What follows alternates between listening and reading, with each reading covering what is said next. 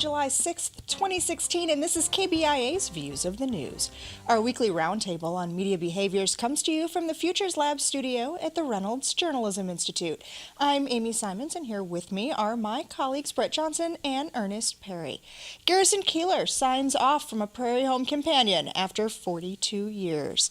How much is too much when it comes to fees for Freedom of Information Act requests? On the heels of FOIA's 50th birthday, we'll look at how some local requests have been responded to. And PBS makes a patriotic decision, their words, not mine, to run video of an old fireworks show Monday night when rain and fog made it too hard to see the pyrotechnics live on TV. There's a lot more that hopefully we'll get to as well, but let's start by talking about an alternative revenue source for media outlets. This one might be considered a little controversial. Here we are 2 weeks out from the Republican National Convention and about 3 weeks out from the Democratic National Convention. And according to a report in The Intercept, several news organizations are offering up their staffers for paid speaking engagements at breakout sessions in Cleveland and Philadelphia. It's a way to bring in some quick cash for some of these smaller organizations, but a lot of these are underwritten by special interest groups. Yeah, when you read about it, you sort of go, okay, I understand that we're sort of moving toward more advertorials and more of these sponsored content and that sort of thing. But this, in some ways, crosses the line because in a lot of these cases, it's about access, and they're actually paying thousands of dollars, in some cases $40,000-$50,000, in order to have access to journalists or access to sources that you wouldn't normally have. And in order to be able to get that, you have to sort of pay this fee, and they set it up in this elaborate sort of meeting space and that sort of thing. And the more access you ask for, the higher the fee is. And I just have some problems with that, especially when you're saying that journalists are the ones who are running these operations. Mm-hmm. And I think you need to look at this too in the context of the bigger media landscape that we're in. The Intercept article mentioned how Google has done stuff like this, Facebook, other large media entities that are they a news entity? Are they a search entity? They're a little bit of everything. And the way I see it, a lot of these, whether it's The Atlantic or The Economist or other sources that were mentioned in the Intercept piece, I think they're looking like, hey, well, why not us? If they can be a news source site and a power brokering entity at these conventions, why can't we do that as well? And then by looking at that, they kind of throw ethics out the window. The problem I have with it is that it doesn't say whether or not they're going to be upfront about the fact that these are paid sponsorships, because some of them didn't respond to the Intercept's request for information about how this is structured. Those that did respond say, well, we're going to leave the structure of it up to the journalism, the journalists who are running it, and they can ask whatever questions they want to. But I find it a little bit odd that, journalists are going to set this up knowing that there are these huge fees that are being paid to their employers, and then be asking tough questions. It becomes really hard to become adversarial in some of those settings. Or even maintain independence. Yeah. And that's one of the issues that I have with this, is how are you going to be able to maintain independence after these events are over and you're out covering these various politicians and also other people involved on a regular routine basis. Or even that very night. Exactly, yeah. Night. What if something happens at the convention, which we could easily see it either the Democratic or the Republican, where, say, 2 hours earlier you had someone on one of these sponsored panels, and now you're having to confront them in a very touchy, adversarial kind of environment. Knowing that they may have very well just paid $200,000 to have access to you. That's a lot of money to have to turn and then kind of stick it to somebody with a tough question. Right. And to me, the problem with that is that if I'm a journalist, how am I going to be able to maintain that? Or what is my audience going to think about that when they know that you were just in this sort of controlled environment that may or may not have been streamed live by your if you are that journalist who's in that position, who do you begin to resent? The fact that who put you in that position? That's the business side of your own publication. Well, but this is where the lines are getting blurred, because they need the money in order to be able to operate. So they're going to these various kinds of marketing tools. I mean, it's like they're saying, this is basically just public relations being pushed out by the news organizations themselves. So where does the journalist lie? Are you working for the PR side of your publication? Or are you working for the journalism side? Or both of them are the same now? And how ironic, we mentioned public relations. The Intercept asks for comment and they say nothing. They don't even have a public relations answer to give to say this is why this is important, why we're doing this. Right. I think that's troubling. Well, and it's kind of ironic that this discussion is taking place now, given that we are right on the heels of the 50th anniversary of the Freedom of Information Act. That federal law has been what has made it possible and given so many journalists the ability to report and to require government to exercise and to operate in a transparent way. There were some changes into the Federal Freedom of Information Act that President Obama signed as part of this 50th anniversary. Brett, lay some of those out for us. Yeah, so the big change that's gotten the most attention is that up until now, every administration that comes in, their Justice Department gives out a memo and says, here's how we're going to interpret FOIA. So famously, John Ashcroft, during the first years of the Bush administration, said, if there is any justifiable legal basis for you to withhold information, we will defend you. We, the Justice Department, will defend you, government agencies. When President Obama took office, Eric Holder sent out a memo saying that there has to be some kind of reasonable harm standard, that by releasing this information, there will be some reasonable harm as defined by one of the 9 exemptions in FOIA, so like invasion of privacy, national security, internal governance, things like that. And so the big thing with this law is that has now been codified. So that is now the law of the land, that this reasonable harm standard is there. So I think in theory that should improve access. What's interesting, though, is it's hard not to look at this in a political tinge, because President Obama has kind of taken a lot of heat for not being one of the most transparent, or his administration has not been one of the most transparent in recent memory, in some measures even worse than the Bush administration. So for him to, and I should, the Obama administration has done a lot of things by releasing a lot of information online, making a lot of public data available online, which has been a welcome breath of fresh air for transparency. But I think, this is, President Obama's last year. This is very much kind of a way to leave a legacy. So even in the press release that the White House put out, they said, we've been fighting for transparency for all, 8 years of our administration. Well, you have and you kind of haven't. So this is kind of the nice, Ask Edward Snowden the about parting that. shot. Exactly right. The parting shot to say, well, he sits in Russia. Yeah, here we are being transparent. Well, the only problem I have with there are a couple of things that I actually like about it. I like the fact that they're creating this board of all the agencies to look at it and be able to make adjustments as they move forward. I like the fact that they're increasing it from 12 agencies being involved in this board to, I think, 14 to 17 agencies being involved in this board that's going to look at it. So I do like that. I like the fact that they're going to push for more information to be available online. And what I really like about it is that when we grant access for one, we grant access for everyone, so that you don't have people making these multiple requests. I do like that. So there are some good things to like about this. I do agree with what you're saying in terms of this is something that President Obama should have done in his first term and not at the end of his second term. So there are some issues there, and as you say, you still have the problem with what falls under the NSA, what falls under the CIA, because a lot of the agencies that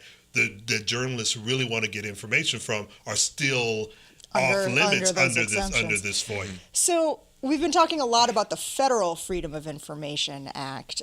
Each of the states in the union have their own state laws as well. And there was an interesting series of articles published in the Columbia Daily Tribune this weekend outlining what it has asked for over the course of the past year or so from different governmental agencies, both local, within the county, within the state, and listing what some of the requirements have been to fulfill those, mainly in the form of fees that each of the entities wanted to produce those, mainly in terms of, human resource time to pull some of those documents, or printing time, or IT resources. One stuck out that the Columbia Police Department said it would take $4,300. What were they looking for, and what were they hoping to get that the police wanted that much money in return for? It depends on who you ask. I think a cynical answer would be, well, this is a matter of obstructionism. This is, well, we're going to put these fees out there to kind of scare people away, particularly people who don't really know how state freedom of information laws work. Particularly if you're if you're a student journalist, if you're a freelancer, or if you're just an average citizen who doesn't have legal counsel backing you up. You often give deference to authority, and when the Columbia Police Department or any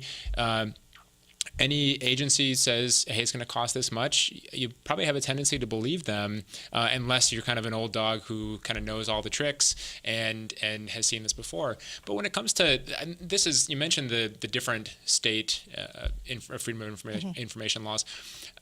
That is a huge morass. I mean, there's 50 different laws out there. Even the laws between Kansas and Missouri. So if you go to Kansas City and you want records from Kansas City, Kansas, or you want records from Kansas City, Missouri, you might be facing a different slew of legal regulations there.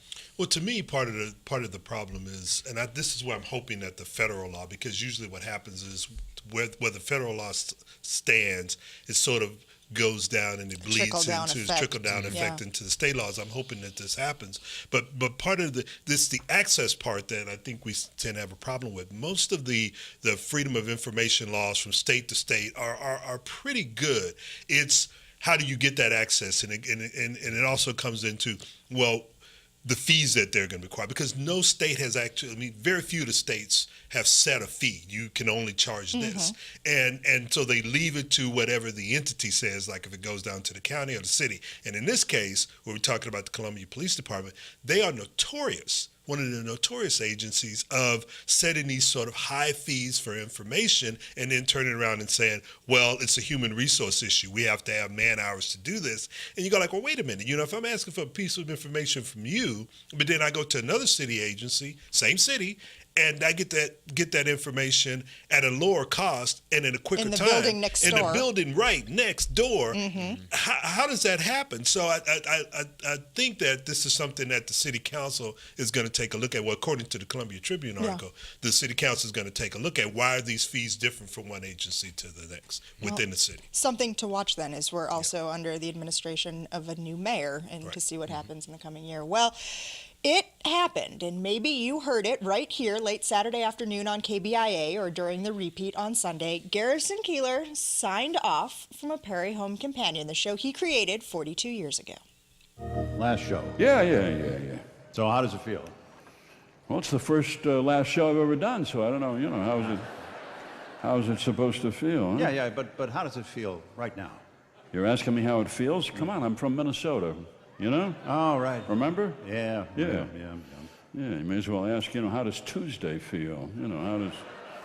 How does parking your car feel?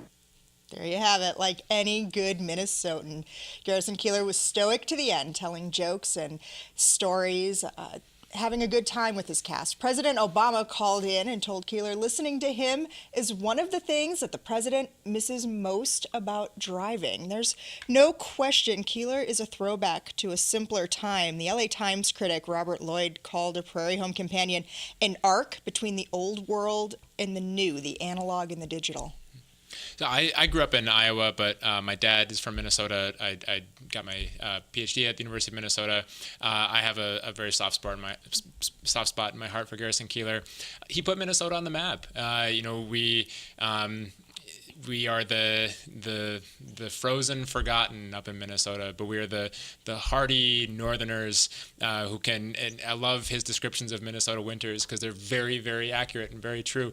They last 9, maybe 10 months. You're shoveling snow 3 times a week during that entire time, and just his way of finding these simple kind of nuanced ideas of what are the Twin Cities or what is Minnesota, what is that culture, and presenting it in a way that is entertaining and appeals to a wider audience.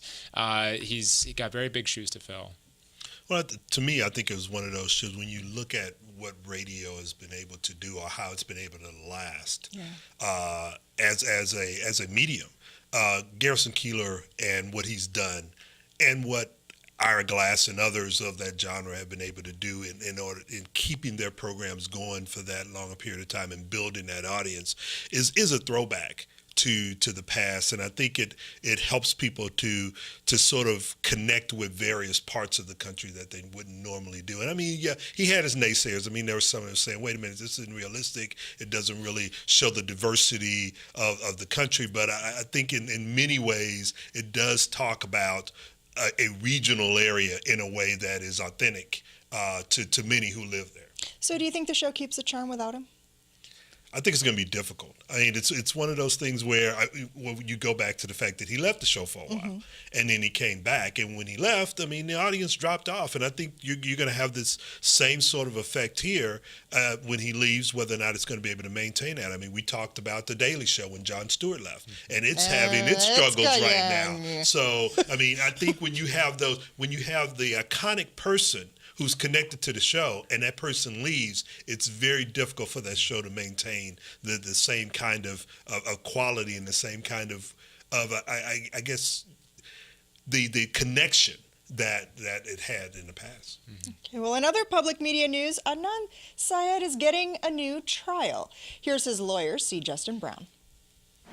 I've always thought that win or lose at this phase, we're going to end up in Maryland's appellate courts. So I fully expect the state to appeal it, and we're prepared.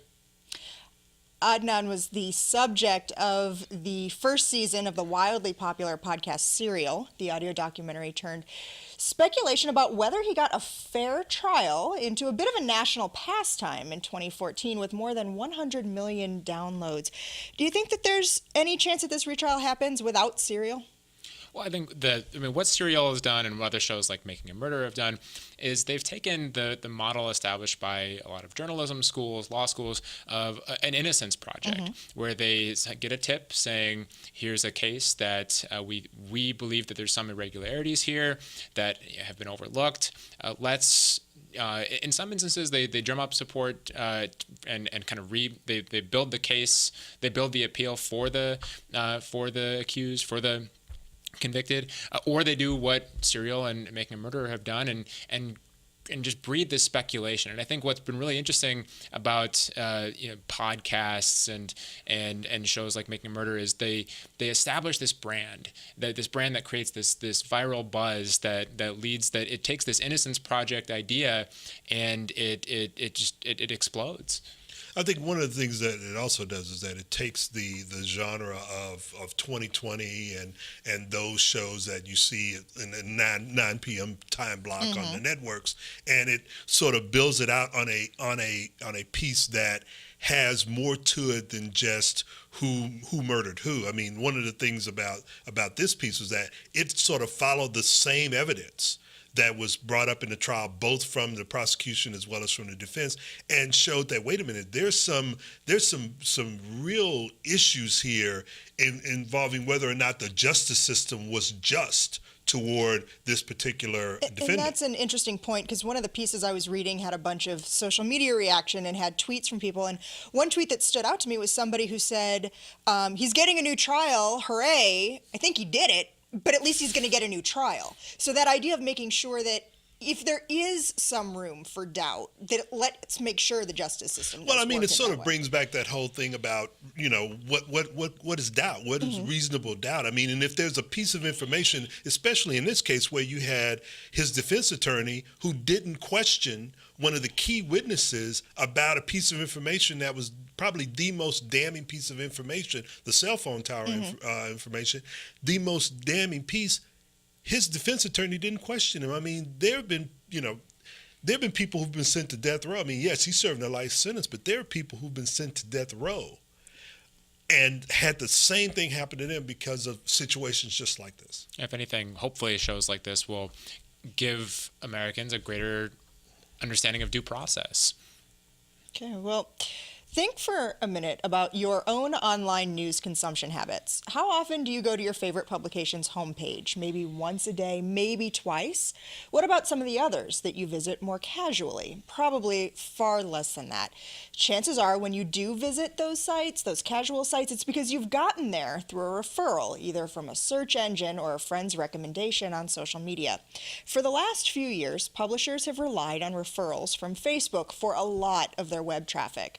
And as a result, they're focusing a lot of attention on how to engage with users and create posts that either get them to click through, to comment, or even more importantly, to share.